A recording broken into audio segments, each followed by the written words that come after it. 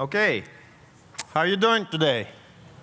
Ready for some really, really deep stuff? You know, I've been wanting to give this talk for almost a year now. I submitted it to NGConf, to AngularUp, to other conferences, along with other talks, and they always chose different talks, you know? Maybe they thought this one is very, very too deep dive, but finally I have a chance to deliver it here at AngularConnect. So I'm really happy about that. Now, my name's Max. Most of you, or some of you, know me as NG Wizard. I've recently been upgraded to Wizard of the Web. And I'm known to reverse engineer frameworks. And as I do that, I try to give away the secrets that are inside these frameworks. And I do that to inspire you all to become better developers. So I've spent a lot of time reverse engineering. I think I qualify as reverse engineering addict, I don't know if there is such thing. And there's one topic that fascinates me the most, which is change detection. All right, it's a very mysterious topic in Angular. There are a lot of things involved in that. And today we're going to look at the internals, and you'll know how it works in Angular. I see a lot of people coming in, so that's why I'm smiling. OK, so what is change detection? Basically, change detection in general, it's the mechanism designed to track changes in the application state and render the updated state on the screen, right? And modern web applications are interactive, right? User can click on a button and the state changes. So we need to detect that and update the screen, right? So that's the purpose of change detection in general. And it's the core of most frameworks, React, Angular, and all frameworks implement it differently. So why do you need to know how exactly change detection works in Angular, right? Because most of the time, change detection just sits there quietly inside Angular and just works, right? We don't need to know how it works or what it does. But once in a while, things go awry, and it causes errors, performance issues, and even confusions. So are you guys familiar with this error? Yeah, I bet you are. This one, I think, tops the list of the most confusing errors in Angular. Some developers even think that it's a bug. I've seen a few GitHub issues that request the fix. Well, it's not a bug. There's a purpose for this error. And today we'll learn why we sometimes get it. Also, as you know, change detection in Angular runs over the entire tree of components. Right? We take some time, and it runs synchronously. And if it runs too often, it may cause delays or even unresponsive applications, right? So performance, again, is the area where the knowledge of change detection internals can help you, right? Because you'll be able to pinpoint the areas of your application that cause excessive change detection runs and optimize them. OK, now before we dive in, just a few words about myself. I already told you about my addiction. I really like to live on the edge. Do we have risk takers in the audience today? Just raise your hand. OK. All right. Well, I think not many people raise their hands, but I think we are all risk takers because we take our chances every day with JavaScript, right, through our work. So I also like to walk on railroad tracks, and somewhere in the middle of my traveling, I managed to become a Google Dev expert and receive the MVP award. And I was so blown away by how good AsiaGrid was here, and the team behind it, that I decided to join them as a developer advocate. So that's where I work. OK, also most of my free time goes to Angular in depth. How many of you know about Angular in depth? Oh, a lot more hands. Yeah, I'm very happy about that. Yeah, well, this is the place where I write about Angular internals and the architecture of Angular applications. And I also inspired the awesome community of writers who helped me propel this resource. OK, so finally we're ready to dive in. And we're going to start with a simple widget.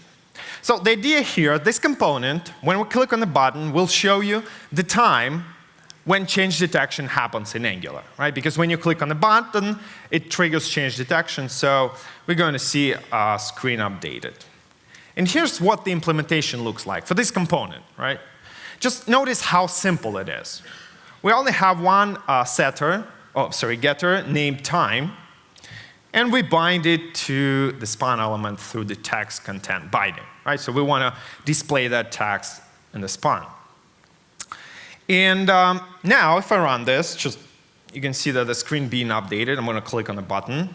Okay, see, screen's being updated. But then I open a console, and I will see this now. Okay, an error, right? The error, expression changed after it was checked. Well, we certainly didn't expect it there because we have such a simple functionality, right? Just one getter and one binding, right? We usually get this error when we have complex hierarchies, a lot of updates, but it's just one getter. Okay, so how is it possible that we received it? Well, no worries.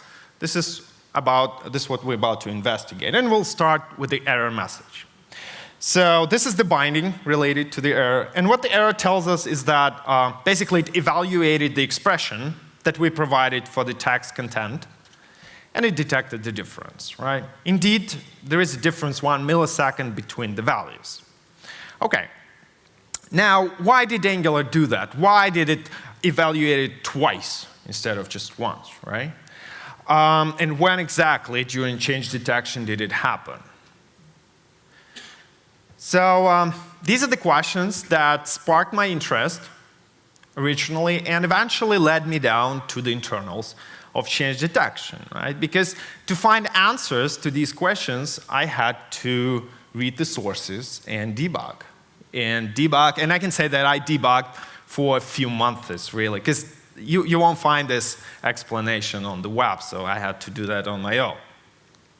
And I've discovered a lot of interesting things inside Angular, so today I want to share some of them with you. And let's start with this. It's a template, right? Every component in Angular has a template with HTML. Okay. With HTML elements. So when Angular creates an instance of a component, it needs to create DOM nodes for these HTML elements, right? And there's got to be a place for Angular to put this reference into. Because when a component is destroyed, what we want to do, we want to remove these DOM nodes from the document, right? So there's got to be a place. Also, Angular creates an instance of a component class, right? Also, there's a reference to it, so it needs to be stored somewhere. And in fact, in Angular, there is a data structure internally specifically for that purpose. It's called a view. So one thing to remember from this talk is that every component in Angular under the hood is represented as a view. There is one-to-one relationship. Okay? Then, as a compiler goes through the template, it tries to identify properties of DOM elements that needs to be updated during change detection, right? And in our case, this is text content property. For each such property, Angular creates something called binding. Okay? And the binding is a data structure that defines two things: what we need to update during change detection and where to get value from, right? And it's an expression that you specify in the template. And if you have many bindings, usually you have a lot of bindings in a template, you will have each binding created for each such association. So a view created for a component and a set of bindings created for that component's template are the main building blocks of change detection in Angular. Okay? Now, here's how they are used. So when Angular runs a change detection for a view, so I'm saying for a view, but you can hear for a component, right? Because I just told you that there's one-to-one relationship. But internally, Angular works with views. Okay? So when Angular runs change detection for a view, or we can say checks the view, it runs over all bindings created for that component and evaluates expressions, compares the result of the expressions to the previous values, okay, of that expressions. Again, there is the property called old values on the view where Angular puts these old results so it can compare them. And this is what is known as dirty checking. Okay, so it runs over bindings, compares the results, and if it detects the difference, it updates the DOM. Okay, so that's the basic mechanism of change detection. And we'll see later, I'll show you this view and these bindings, and the old values, you'll be able to see it in runtime. So let's get back to our error that we started with. We only have one binding to text content property, right? So suppose Angular runs change detection for this component, evaluates the expression, basically just reads the time from the component. Okay, so it compares it to the previous value. Suppose it detects the difference and it updates the DOM, right? And also puts the current value to the old values array. Now, what's interesting is that right after that, synchronously, Angular runs an extra check to ensure that the expressions that it evaluated during change detection return the same result. Okay, this happens only in the development mode, and we'll learn a bit later why Angular does it. But right now, I'm trying to explain you the mechanism. Okay, so and if the expressions produce different results, then it basically this check performs exactly the same steps as change detection. Runs over bindings, evaluates, compares, but if it detects the difference, it throws the error. Okay? So what happened in our case is that basically we have date now here, right? That returns the current time step with millisecond precision. So when Angular evaluated this time, it produced one result. Then probably change detection took more than 1 millisecond to run across all the tree of components, or in our case, just one component. And then it evaluated again this time, which date now produced different result, right? We saw this 1 millisecond difference. And it threw the error. How do we fix it, right? Notice that I told you that Angular runs this check synchronously. Okay, right after change detection. So if we update this value asynchronously, we will avoid the error. Make sense? Okay. So what I'm going to do, I'm going to move the update logic, the evaluation logic, out of the time property, right? Just store it as a private variable on the component. And now I need to update it this property asynchronously. So I will use an async function that we have in JavaScript, which is setInterval. Okay, and since we always want to have the current time with 1 millisecond precision, I'm using here 1 millisecond delay for the setInterval. Okay, so we'll run every 1 millisecond, we'll execute the callback that will update private property time, right? And when Angular runs change detection, it will just read the latest update. Okay, that's the main idea. And this is a good solution, and it would work if not for one thing. Who knows what is the reason? It won't work. Okay, well, setInterval in Angular triggers change detection. So if it runs continuously every 1 millisecond, we're going to end up with an infinite loop of change detection runs. Okay? So we need to run this setInterval, but not trigger change detection. Right? In that case, it would work. So how can we do that? And why the setInterval triggers change detection in Angular? Well, it's because of the thing called the library called zonegs. And I guess you're all familiar with that, right?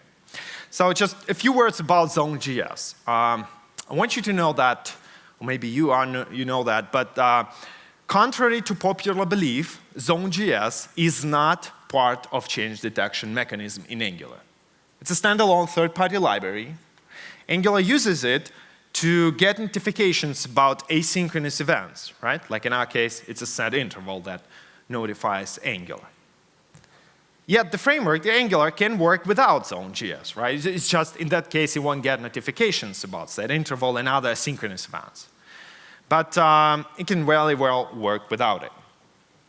Now, regarding Zone.js, we can have multiple zones on a web page, right? Zone provides an API to create different zones. And Angular only gets notifications about asynchronous events that are triggered within ng zone. This is the zone that Angular itself creates when it bootstraps. So, and all your application's code usually runs within that ng zone. But you can run code outside of Angular zone, for example, in zone A.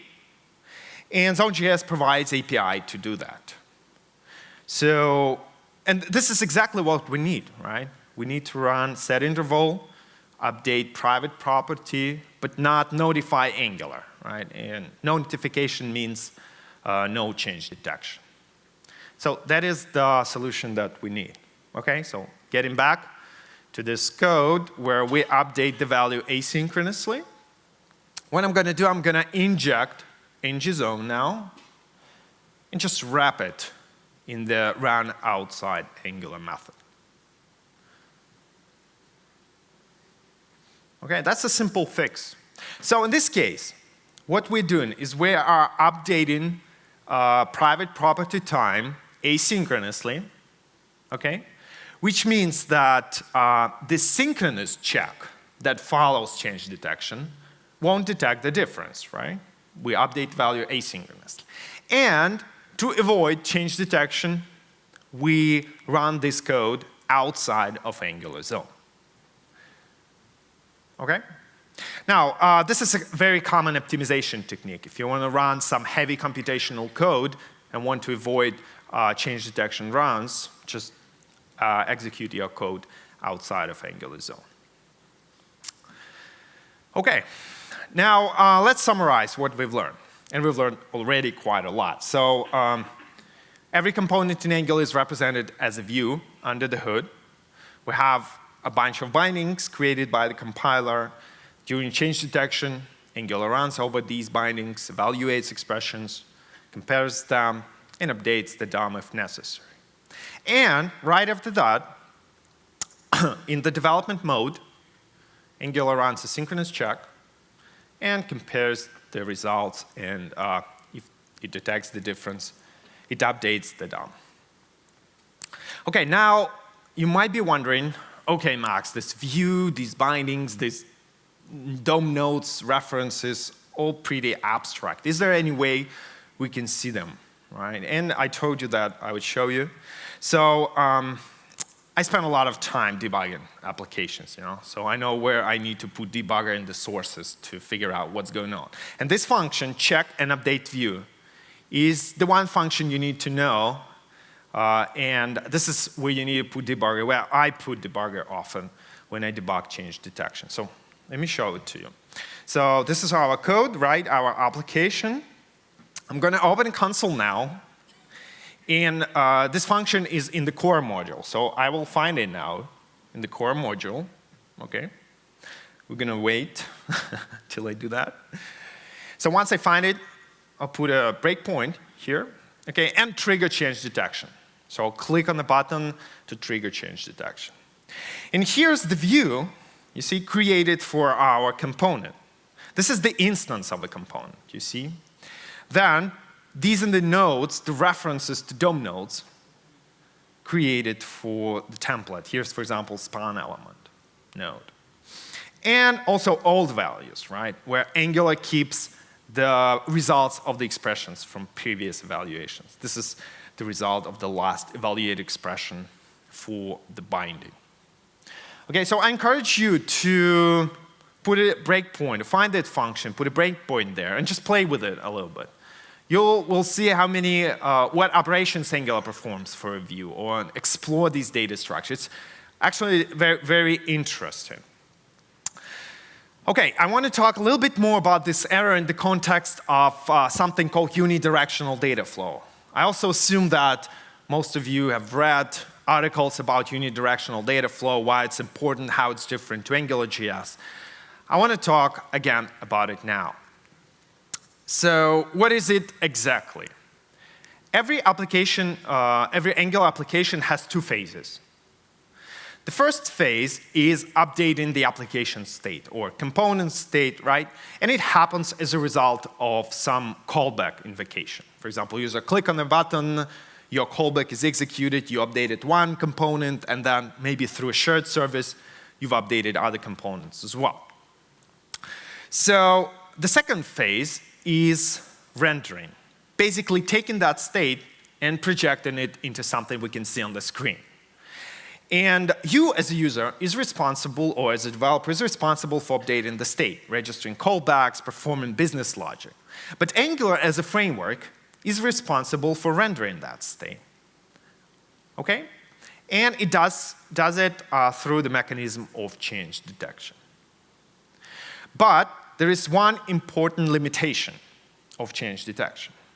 As soon as Angular checked one view or one component and moved to the Tshirt components, you can no longer update the properties of the component that are used in the bindings, right? Because during the synchronous check, Angular will reevaluate the expression and will detect the difference, okay? You can still, however, update other properties on a component that are not used in bindings. So this is the restriction imposed by the unidirectional data flow. And this is why Angular has this check, right, to ensure that state hasn't changed. Now, what's also important is that unidirectional data flow I'm talking about in terms of change detection is related to this presentation layer. Because you also may have heard about unidirectional data flow imposed by state management libraries like NGRX, right? We go through one flow. So these are two different unidirectional data flows, okay? I'm talking about now, and the error produced by the check is related to the presentation layer. Okay, so just want to show you something. Here's the simple hierarchy of two components. And so here I'm going to update the property text of the parent component after Angular checked the parent component. So I'm using after view checked hook. Here I'm injecting a parent component, I'm updating its property. Okay, so if I run this code and open the console, what I'm going to see? The error, right? So we're just doing what we aren't supposed to do. But what's interesting is that what if I now move that code outside of after view checked and put it in different hook on init? Am I going to see the error on the console now? And it's weird, but there won't be error there. And it was very surprising to me. And I saw a thread on GitHub, people wondering how is after view checked hook so special? Why we cannot put our update code into this hook, but can't put it into other hooks. And to understand this, you need to know what exactly Angular does during change detection and the order. What is important is the order of operations. And we already know where we can find them. The function check and update view, the one I showed you earlier, right? This is the function that runs all operations for a view. Here's part of the code from that function. And this is the line where Angular process bindings, runs over bindings, and performs rendering. But you can see here also other operations, like calling lifecycle hooks. And you can see that some of the hooks are called before the rendering part, and some hooks are called after the rendering part. Okay, here's the other diagram. So this is very important, pay attention. If you haven't paid attention before, look at it now. So I'm going to show you what Angular exactly does when it checks parent component. So first, it updates input bindings for the child component. Okay? This is something that you use input decorator, right? on the child component. This is updated during checking a parent component. Then it calls onInit, doCheck, and onChanges hooks on the child component. Keep in mind that we're checking now parent component, but calling hooks on the child component. And it makes sense, right? Because we just updated all input bindings on the child component, so we want to notify the component that all bindings have been initialized. Okay, makes sense. Now, Angular runs over bindings, basically performs rendering for the current parent component. And then it runs change detection for the child component. And it calls the after view checked and view init hooks for the child component. Again, makes sense because it just checked the child component, previous operation, right? So it just wants to let the component know that it's been checked, so you can do whatever you need. And as you can see, the hooks onInit, onChanges, and doCheck are executed before Angular processes bindings and evaluate expressions for the current parent component. And after view checked is called after that. That's why if we put the code in different hooks, we get different results. Okay. We've learned, I think you've learned quite a lot, I hope. So where do you go from here? I've written a lot of articles, like 60 on Angular internals. So you don't need to read all of them, but I recommend you read the following articles. So this one is about expression changed error. So it provides an elaborate explanation of the error, basically what I just told you, but in a more elaborate way. And also outlines common use cases when this error occurs and possible fixes. Okay? Then change detection. This article outlines a list of 5 articles that you need to read to become an expert in change detection in Angular. And the last one, on reverse engineering. What I've told you today, basically what I've been writing about and speaking at other conferences, I've learned by reading sources and debugging, which is reverse engineering, sort of reverse engineering, right? And to me, this is the most rewarding way to learn. Yet I admit it's very, very challenging. So this article summarizes my experience doing that over the period of 1 year. And provide some guidelines how you can start doing that. Yeah, so also outlines some interesting debugging techniques, so please check it. Now, if you have any questions, this is the T-shirt I'll be wearing, walking on the hallway, so stop by, say hi, ask questions. Follow me on Twitter for more insights, because I regularly tweet about the stuff I find inside the framework, interesting use cases. I promise I won't waste your time.